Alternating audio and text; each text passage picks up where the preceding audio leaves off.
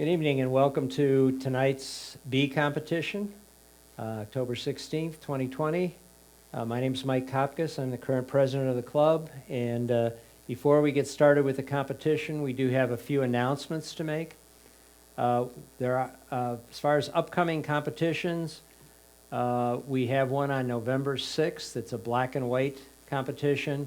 The deadline for entry is October 28th.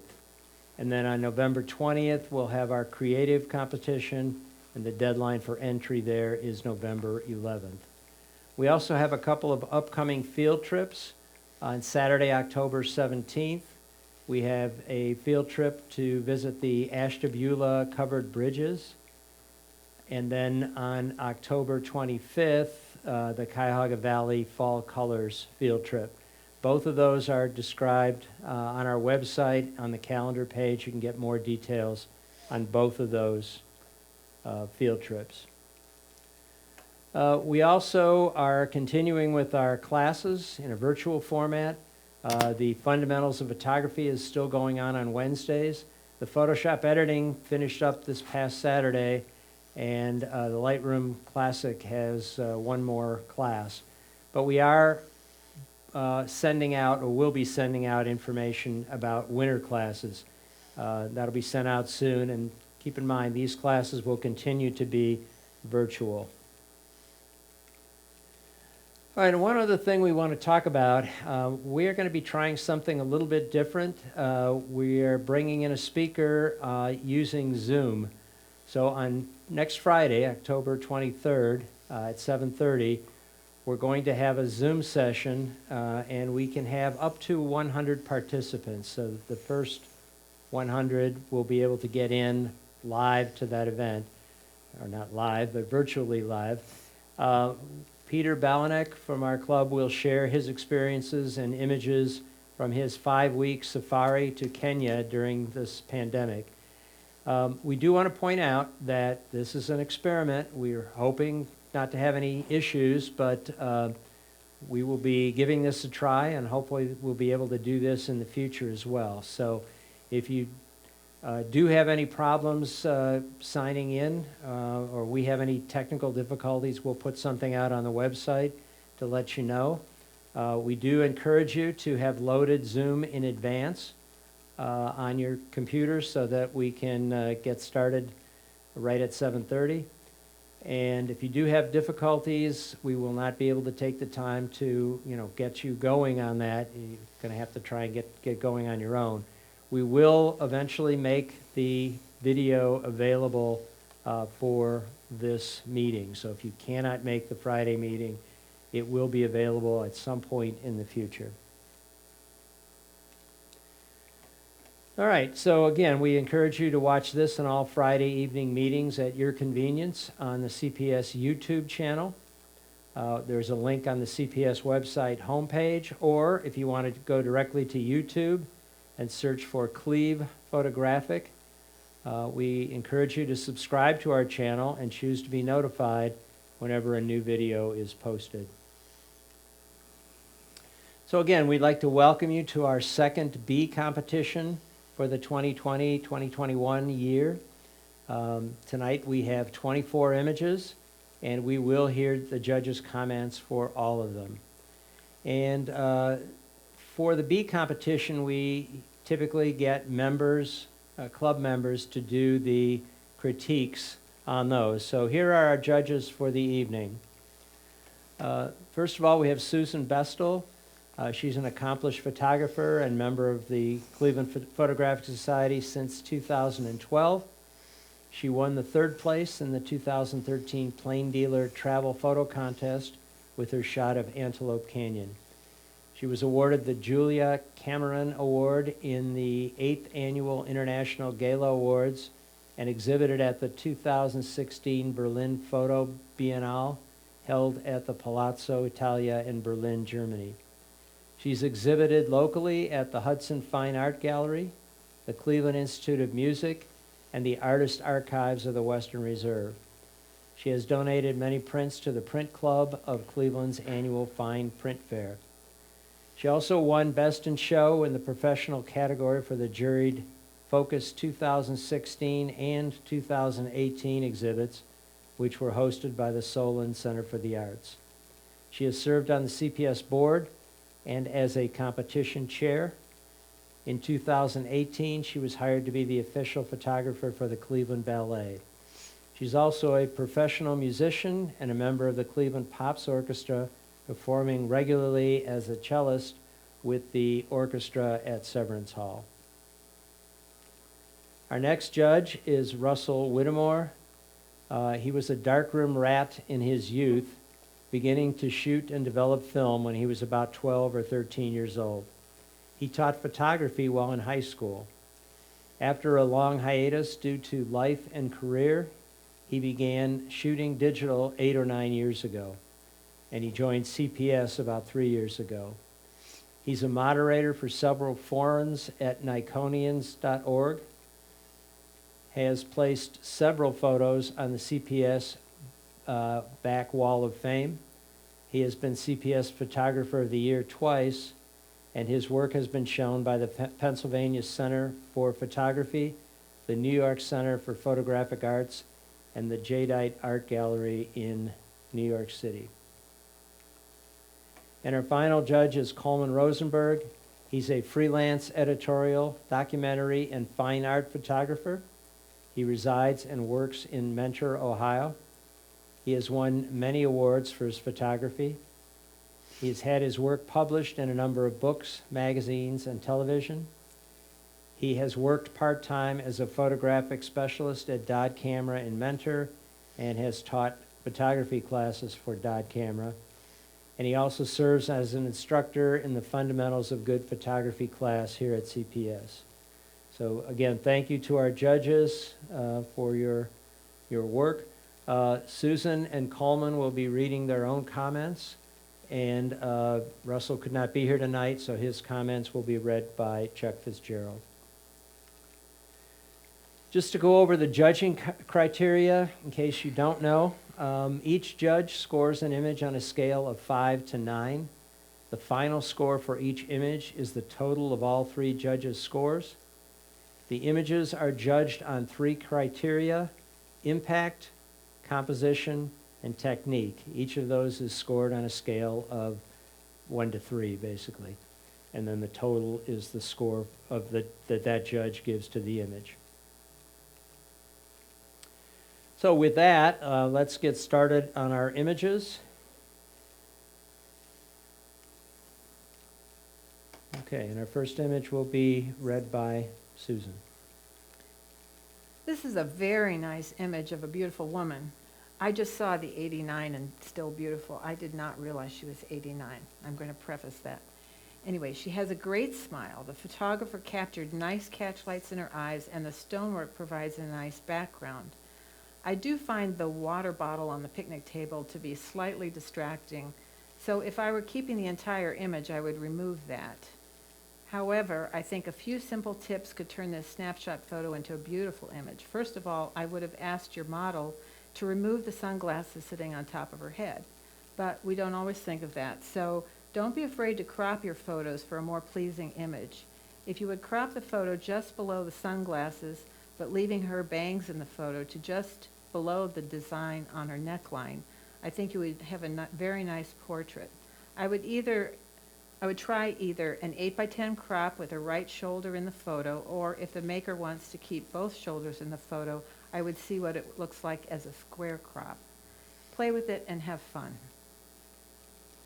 Okay, this image is entitled 89 and Still Beautiful. It's by Angelina Sheets, 19 points.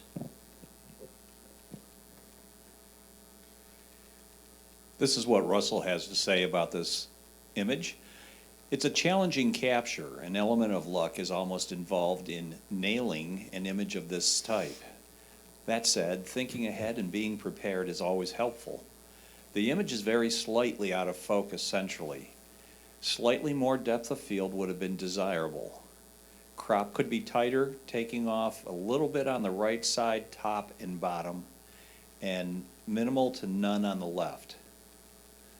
The wing blur is really excellent and gives the image a nice dynamic quality. Background bokeh is good, allowing good subject isolation with slight improvements in cropping, focus, and depth of field. This becomes a really good image. Okay, the image is entitled Bumblebee in Flight. It's by Gary Marich, 20 points.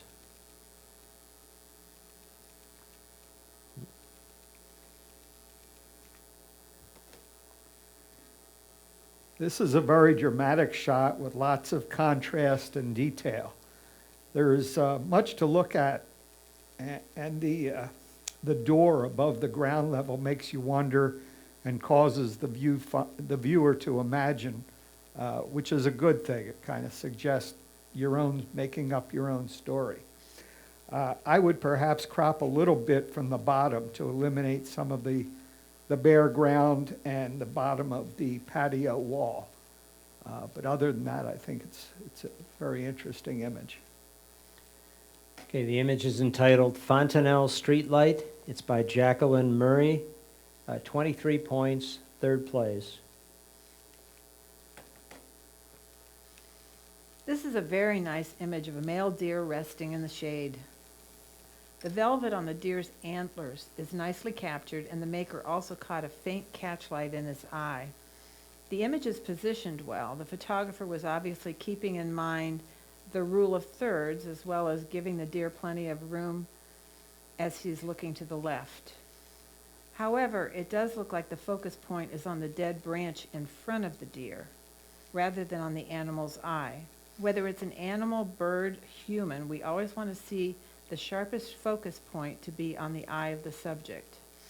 Also, watch out for the highlights that are blown out in your background. Since the brightest part of the photo, since that is the brightest part of your photo, your eye wants to go there. You can try toning them down in Photoshop, or even better, try shooting earlier or later in the day when the sun is lower and your background won't blow out. Let me point out one other thing, that this photo has a watermark, and that's generally not accepted in competitions. Not so much for the bee competition, but certainly other competitions. So, please remove the watermarks before submitting them. Big no-no. This is entitled Lazy Afternoon. It's by Aaron Dugan, 22 points. Russell says this is a well-composed and well-seen image with good visual flow and drama provided by the strong shapes. The high contrast black and white treatment works well for the subject. Slight left-sided crop would improve the image, eliminating the bright vertical stripe in the mid-upper left. I would favor boosting the texture slightly and addressing the very slightly blown-out highlights in the foreground post. Overall, though, a strong image. Okay, this image is entitled London. It's by Carla Merkel, 21 points. This is a very nice portrait of this young lady. The exposure and skin tones are very nice, and the background nicely out of focus, while the eyes are very much in focus and have nice catchlights in them. I like her looking up at the camera, but you might also try shooting down at her level. Often recommended for kids and pets as well. But I don't find it objectionable in this photo. The way she's looking up at the camera is rather cute. This image is entitled Nap Dodger. It's by Angelina Sheets, 21 points.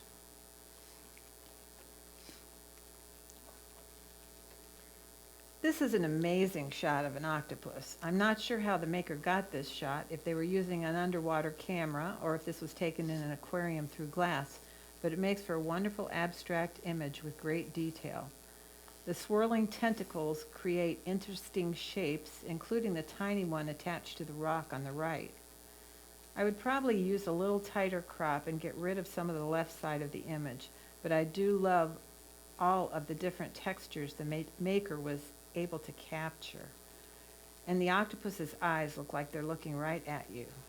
Bravo. I really like this image. Okay, this image is entitled Octopus, Chatham Bay. It's by Jacqueline Murray, 22 points.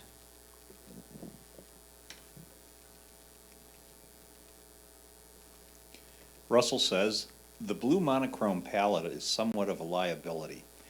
There is a lack of dynamic range and the overall uniformity of color is somewhat monotonous.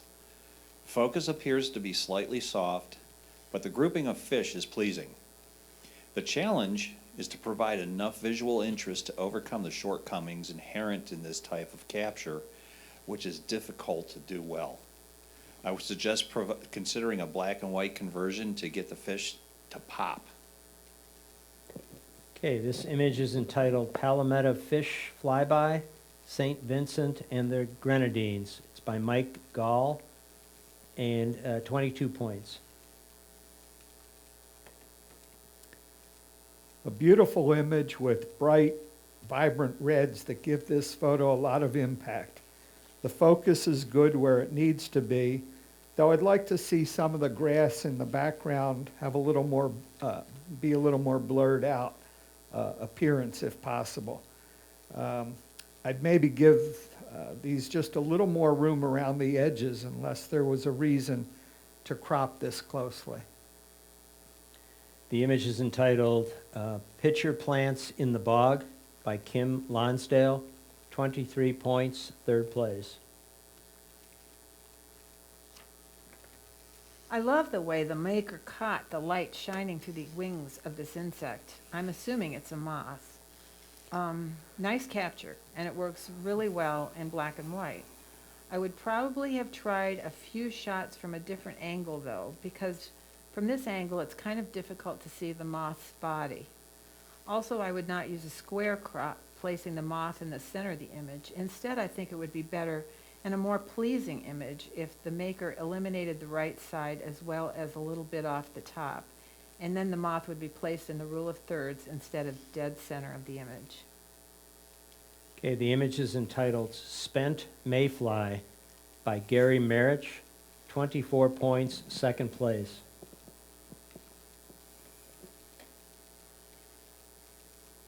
Russell has this to say about this photo. This is a well-executed image. Image is sharp overall, and the most important part of the image, the eye, is in good focus. Depth of field is very good, with nice softness on the water particularly. The texture of the feathers and skin on the feet is quite appealing as well. The image is entitled Strike a Pose by Carla Merkel, 24 points, second place. This photo of the turtle sunning on the log and its reflection is tack sharp throughout.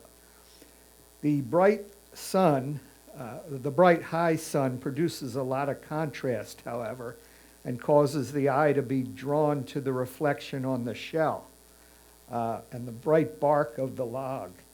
In the future, I'd suggest looking for this shot earlier or later in the day with warmer light, or even on a slightly overcast day with a little less high contrast.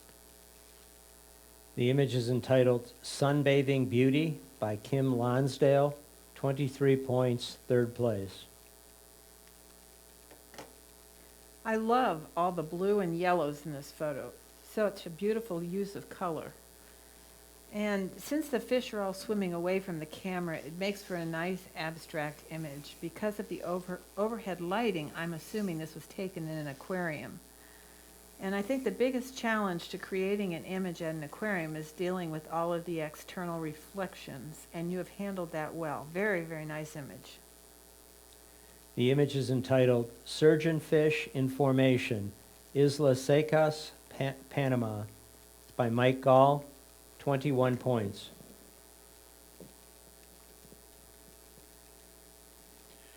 Russell says, it's always a highlight to be able to capture an apex predator in its environment. This lends an element of drama to the image that can't be duplicated. This is a difficult scene due to its high dynamic range. The strong, direct light creates very deep shadows beneath the bear and, more critically, on the face. This obscures the eyes, which is a significant negative. Focusing in a slightly soft, a tighter crop on capture would have probably helped with the metering of the exposure. Okay, this image is entitled Thirsty Grizzly by Aaron Dugan, 22 points.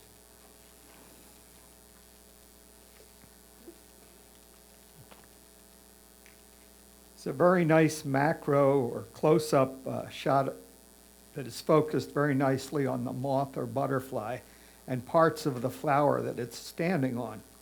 The exposure is very nice as well-yielding, very pleasing colors. I think it could be cropped from the right, leaving a little bit of the foreground flower, but much of it is not needed.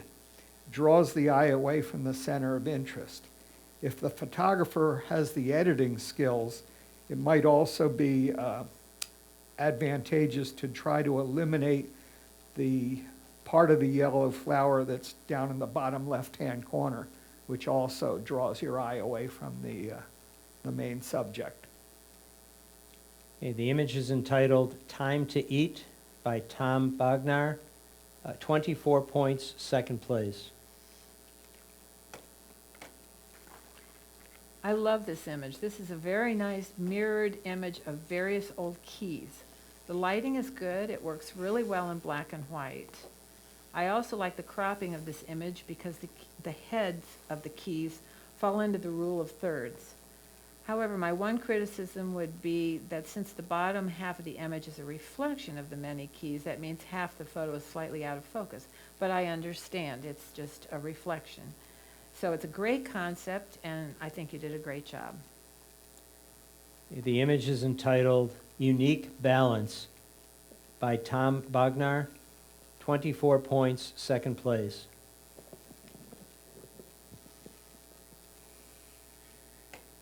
Russell says, engaging image with appealing subject and treatment. The image could be improved by a more shallow depth of field. The background is busy, which is accentuated by being essentially in focus. The legs of the dog are somewhat lost for this reason. The white t-shirt helps to accentuate the dog's body, but is so bright that it arrests the eyes and keeps it moving away from the subject. Visual movement is truncated due to the vertical orientation of the image and the horizontal position of the dog in the man's arms, which makes the image feel static. The image is entitled A Man and His Dog by Angelina Sheets, 20 points. This is a very interesting black and white image, and I like seeing so many of the eyes looking back at the viewer. I'm sure this image works very well in color, and in fact, in a previous image, Russell recommended trying it in black and white, so this is an effort, a similar effort in black and white. I think it works fairly well, although it's a little bit flat. If the maker, again, has the editing skills, I would try to increase the contrast perhaps a little bit in this image, which would give it a little more impact. The image is entitled Back to School, Isla Secas, Panama. It's by Mike Gall, 23 points, third place. This is a wonderful capture of a beautiful garden rose after the rain, or perhaps it was just watered.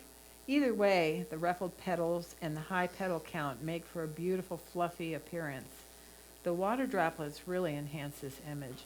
However, the blown out highlights on the right side of the rose do bother me a tiny bit.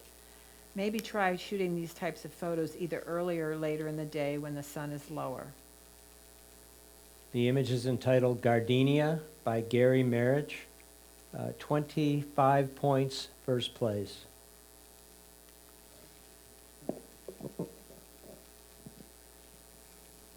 Russell says, good abstraction from the edge of the Grand Prismatic Pool at Yellowstone. The textures are interesting and lend some side-to-side movement to the image, which works well with the curve of the shoreline. Complementarity of colors is also strong. The image is entitled Grand Prismatic Spring by Aaron Dugan, 24 points, second place. This is a very interesting photo that makes the viewer wonder what it is. It appears to be an architectural detail. It has a very shallow depth of field with the focus point being partly in the shadow area.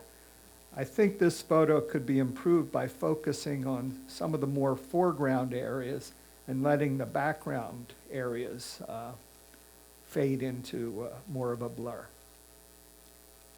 The image is entitled Riveting by Jacqueline Murray, 20 points. This is a wonderful shot of a hawk. He appears to be tack sharp. None of the feathers are blown out, and the bokeh gives your subject a nice separation from the background. There's also a nice catchlight in his eye. I like how the maker has positioned his head with the rule of thirds. Very well done. The image is entitled Screaming Hawk by Tom Bognar, 22 points.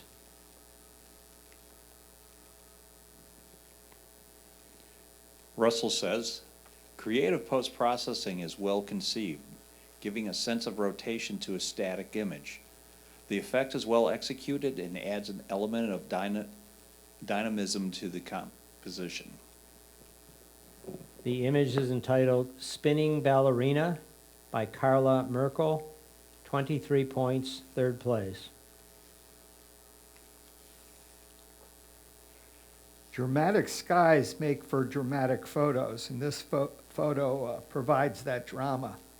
I'd suggest, however, that you always check and make sure your horizon is level, either in the camera or straight in post-processing, if you're able to do that. I'd also suggest that the dramatic waves be better exposed, either by adjusting where you were metering or in post-processing if you're able to do so. The image is entitled Stirred Up Sky and Water by Kim Lonsdale, 18 points. And that ends the competition. I want to thank all of our judges for their comments, the time that they spent in coming up with critiques. Again, I want to remind people not to include watermarks of any sort, any identifying watermark on your images in any of the competitions. Again, thanks to the judges, and thanks to all who entered. We hope that you found this to be a learning experience, learning from the critiques, learning from the process itself. So we encourage you to continue entering. For those of you that are watching, please feel free to send us your feedback. You can use info@clevelandphoto.org to do that. So thanks once again, and we hope to see you on our Friday night meetings.